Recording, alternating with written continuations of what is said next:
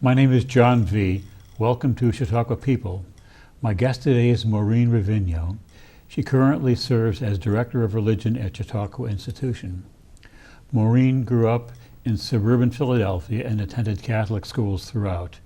She graduated from Duquesne in Pittsburgh, majoring in English and theology, and subsequently attended Patterson University working on an MA-ED. Subsequently, she moved to Erie, Pennsylvania, started an apothecary business while working on an MBA. She taught world religions at Mercyhurst Prep for 12 years. She was a Chautauqua trustee from 1996 to 2004, chaired the Chautauqua Fund from 1996 to 2002, the first woman to do so. She bought a condo on the grounds in 1989, a house in 1992 where she lives full-time. However, after being well established at Chautauqua, she took a 4-year leave of absence to attend Harvard University Divinity School and graduated with a Master of Divinity degree. She currently serves as Director of Religion at the institution. Maureen, how did you initially make your way to Chautauqua? We moved to Erie, Pennsylvania in 1970, and on a Sunday morning after having been to church, we were with two friends whom we knew, the only two friends whom we knew in Erie, Pennsylvania, one of whom had lived there all her life. So on this Sunday, we said, when we were at breakfast after church, we said, gee, no one's working today, so what shall we do? She said, well, I've heard about this place called Chautauqua all my life, but I've never been there. Pause. But I hear it's free on Sunday. And we all said, free? Let's go. Because I was in the company of 3 pharmacists who were all interns. We didn't have 2 nickels to rub together, and we decided we're going to go to this place that's free. So don't ask me how we ever found our way, because 17 wasn't open, so it was all back roads. But we got there, a bit of a miracle, who knows how. And when you get to Chautauqua, there'll be the parkers who will be directing traffic this way into the parking lots.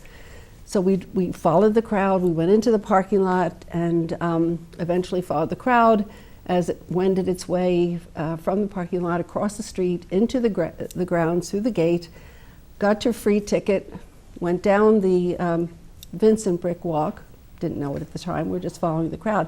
But by the time we got to Bester Plaza, I turned to my husband and I said, what just happened? Where are we? We had no idea anything about Chautauqua. We'd brought bathing suits because we knew it was on a lake.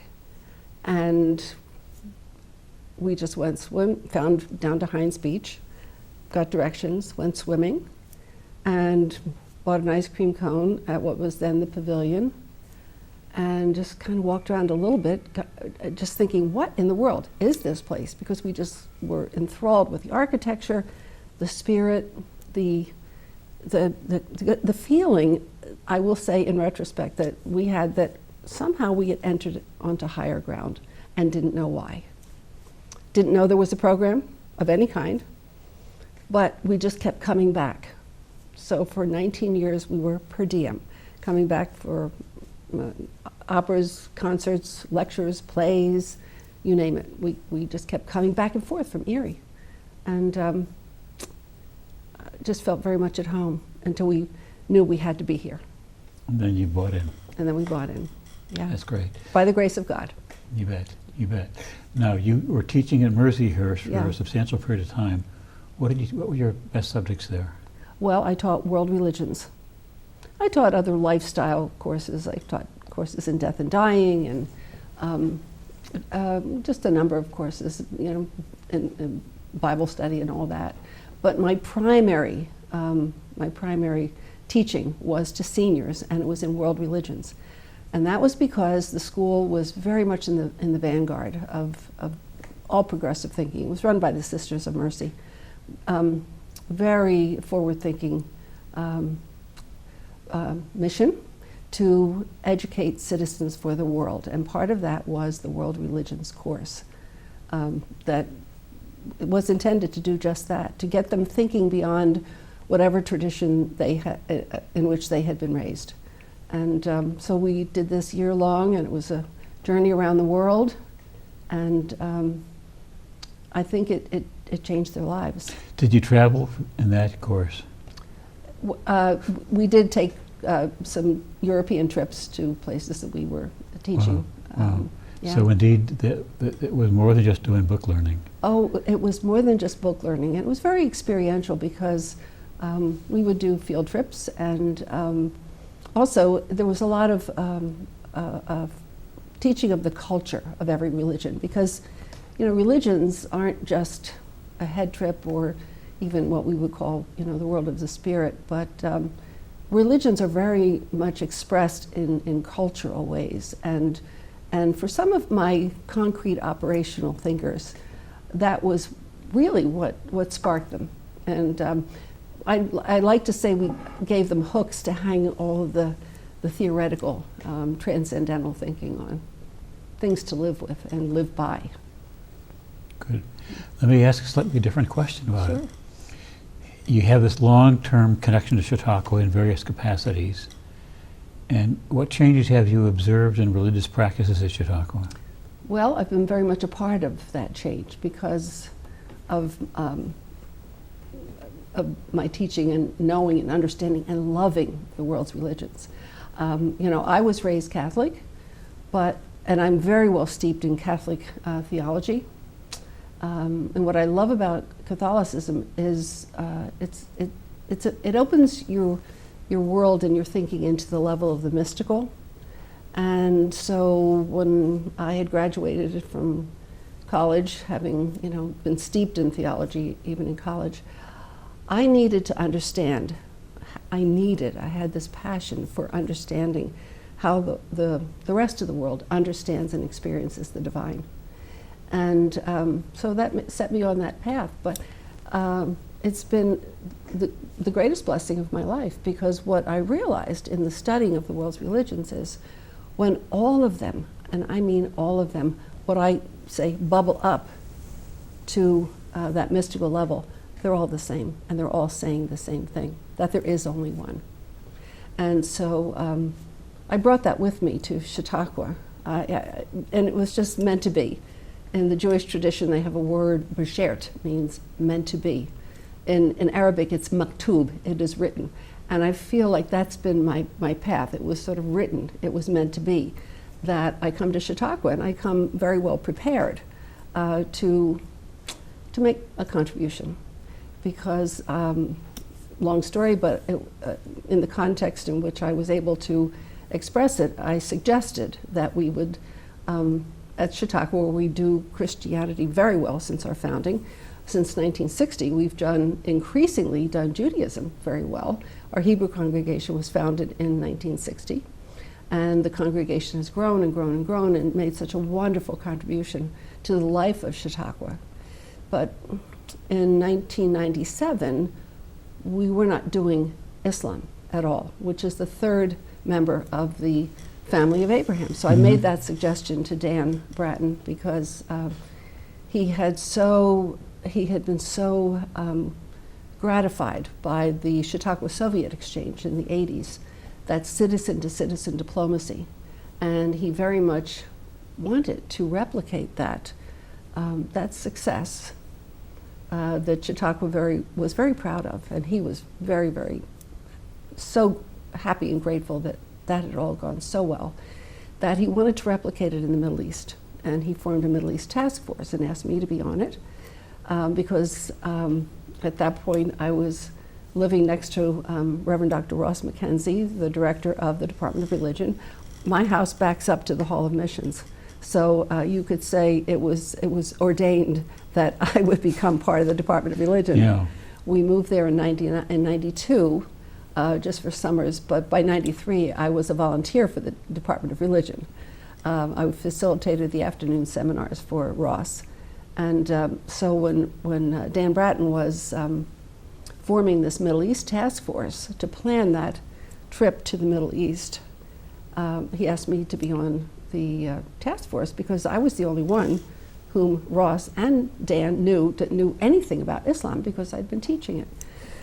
So after 2 years of planning, and we had wonderful members of that task force from the Middle East, an ambassador from the US to the Middle East, former, president of Hebrew University, the ambassador from Jordan, some Muslim friends that Ross had known from his time in Gainesville, Florida, and of course Ross was on that task force. But when in '97, the spring of '97, when Dan brought the team together and said, we're not going to be able to do this, because the travel team with which we had been working said at that point they thought it would be too dangerous to bring that number of Americans, 75 in number that we were planning, as opposed to the 250 that had gone to the Soviet Union. But it was too dangerous. So Dan was he was just bereft that we were going to have to table all that work that we had done. But I just turned to him and said, well, why don't we use our strong suit, our Chautauqua strong suit of religion?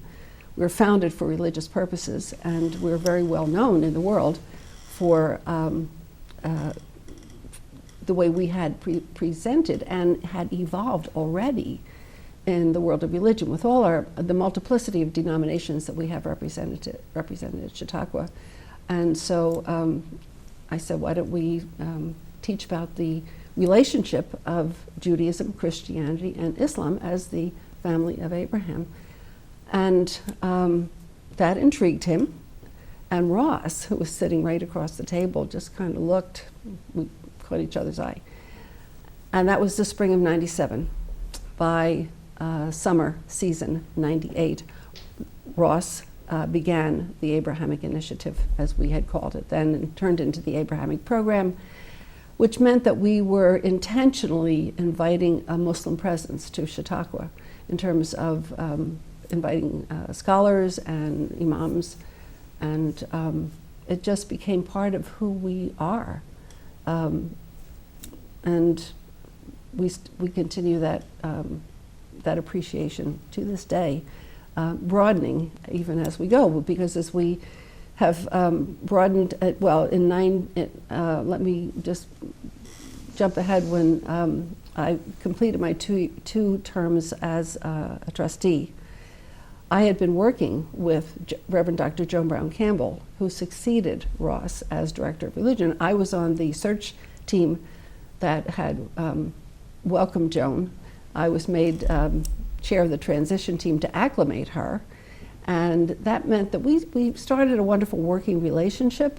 Of course, I lived next to the Hall of Missions, so we were kind of the annex.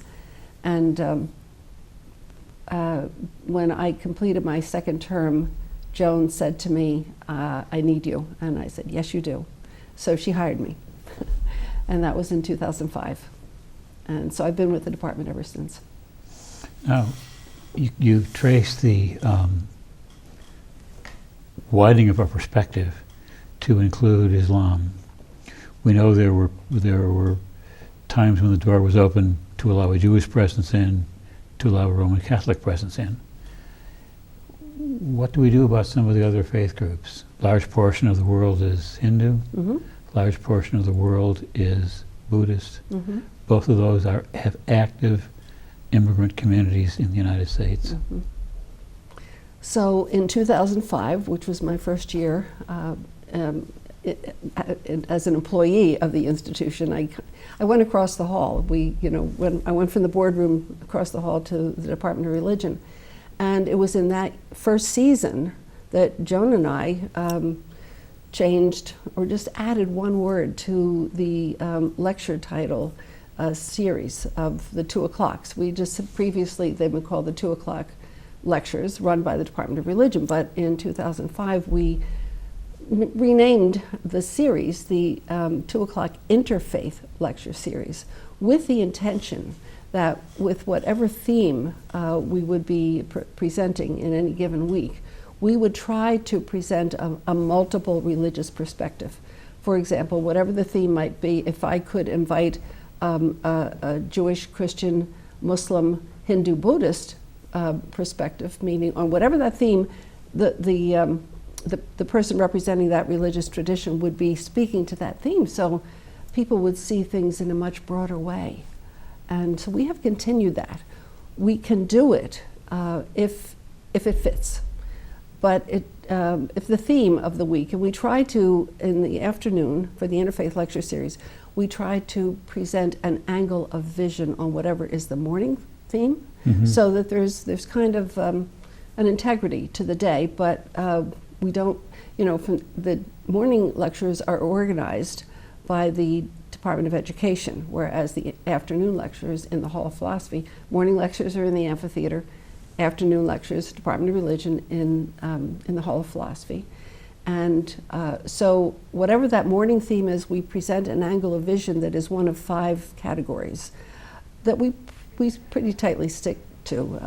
And they are either theological, religious, spiritual, ethical, or humanitarian. So when we can present a multi-faith perspective in any of those categories, when it fits the theme, well, then we're really doing exactly what we aim to do and hope to do. Yeah. And so that's a major change, is it not, from the traditional Chautauqua? Yes, yes. Well, because in the earlier days of Chautauqua, most of the lectures, if not all, were very Christian focused. Chautauqua was founded by and for Christians in the sense that it was Methodist, but it was, we would say now, they wouldn't have used the term then, but it was very ecumenical from the beginning, in the sense that on the early lecture platforms, they would always include other mainline religious denominations. And they would give them a place. They would set, the chairs would be there for those multiple Christian denominational perspectives in those early years.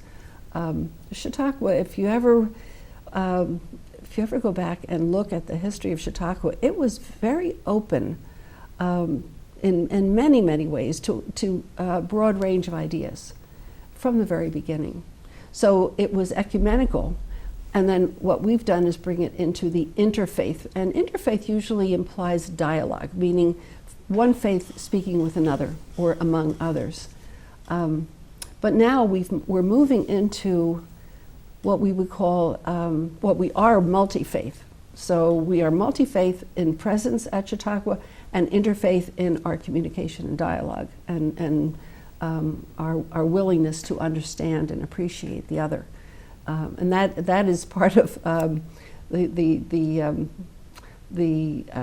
commitment that every denomination makes. At Chautauqua, there will never be any proselytizing of any kind of conversion to any other denomination, and always that respect. Every denomination must respect every other legitimately authorized and recognized denomination. And we stay open. We have not just mainline Christian denominations, but we have Unitarian Universalists, we have Unity, we have Christian Science, and of course we've got 2 Jewish organizations on the grounds, and one is the Hebrew congregation, which is Reform. Then we have Chabad Lubavitch, which is very Orthodox. And so all of our Jewish Chautauquans who come will go to one or the other of the Shabbat services because they'll fit in someplace. If they're conservative or Reconstructionists, they might fit in with Reform. And if there are very many manifestations and expressions of Orthodoxy that might go to the Chabad. But and then because I started in 2006 a program called the Abrahamic Program for Young Adults, for which I have 4 coordinators per season, 1 Jewish, 1 Christian, 2 Muslim, and I always get the Jewish coordinator from as a rabbinic student, and then the Christian is a Christian seminary student, and then I have 2 Muslims. One, the male Muslim, is always from Hartford Seminary, which has recently been named Hartford International University, but they have a wonderful Islamic chaplaincy program. So in order to have Juma, which is the Friday Muslim worship, communal worship, which we have at Chautauqua in the Hall of Christ, and that Chautauqua, when you have Muslim worship in the Hall of Christ, that's such a hallmark of Chautauqua. But because we have these 2 Muslims, one is usually Sunni, and that's male, and my male coordinator, and then the female Muslim coordinator is always Ismaili, which is Shia. And so we have a good blending of genders and of expressions of Islam. So when people come, they know that Islam, like Judaism, like Christianity, is not monolithic. There are various expressions. But between them, they present that opportunity for Muslim worship. And we do it as an opportunity for worship for Muslims who come, but also as a teaching opportunity for people who just want to understand Islam better. And it's wonderful. It's the way Chautauqua wants to be. That's great. Now, you had a concentration of comparative religions at Harvard. Mm-hmm. I think we've covered a good deal of this, but can you go a little further? How did that prepare you for the interfaith practice here? Well, because it's helped me to integrate what we do, not just from the spiritual point of view, but from the ethical, lived expression of these traditions. And that makes a difference in how people understand and receive the information, because they see ways of applying it that is relevant to their own lives. So I found that when I was at Harvard, I did focus on comparative religious ethics, but was also from the point of view of restorative justice. And so that also prepared me to be part of what Chautauqua has recognized for a long time, that we have that obligation to educate people who come, whether it's through our preachers or our lecture platform. What the world needs is that kind of ethical justice that will make living around the world better for everyone. That's great. That's great. I've got a question. A couple of them. We've got 100 of them if we need me. How many hours do you have? Oh. Here's kind of a tough one. Yeah. Now, I understand that as a Roman Catholic, you are not ordained, despite the fact you have an MDiv from Harvard. Yet you oversee some religious events. I do. How does this all fit? Because, well, let me put it this way. After I graduated, I have the MDiv, but I spent 2 years doing clinical pastoral education, CPE. So I did 4 units, which trained me to be a pastoral counselor, but also qualifies me to serve as a chaplain. So I am an interfaith, interdenominational chaplain, and I, because I'm a primary religious minister at Chautauqua, I officiate at weddings and funerals and memorial services. And even at baptisms, when the family does not, they're Christian, but they don't belong to a particular denomination, and they want their child to be baptized into the family of God, the Christian family. So I can do that very easily. Now, you asked me how, as having been raised Roman Catholic, how I do this. And people will look at me and say, what does your church say about this? And I say, well, I don't do it in the name of the Catholic Church. I do it in the name of the family of God. I do it in the name of, if it's a Christian service, I do it in the name of the family of Jesus Christ. So I can do that. Got it. I got one more pesky question along the way, then they get nice. Now, you have a substantial Pennsylvania background. Mm-hmm. Pennsylvania came up in the Quaker tradition, as I understand it. Can you sort of fit that into our Christian tradition? We recently opened a Quaker house on the grounds here. And it's just a wonderful evolution. We've had a Quaker, the Society of Friends. We've had a Quaker presence at Chautauqua for over 40 years. And it's just a joy that we now have a house for that expression. And they've always done wonderful things, but it's given them more of an opportunity. So actually, the Quaker tradition did come out of Christianity, and is completely in line with everything that you would want to ideally call Christian. Their liturgy is different. It's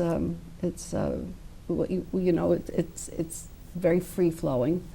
and they live the Christian principles.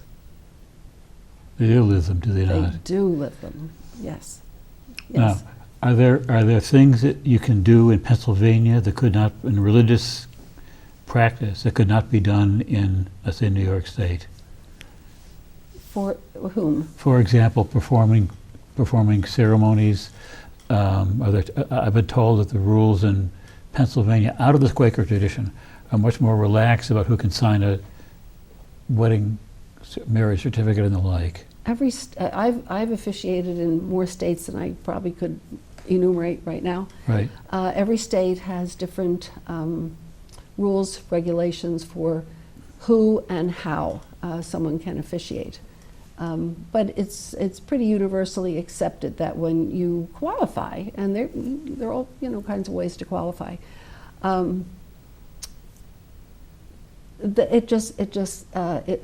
Let's say the opportunities have grown.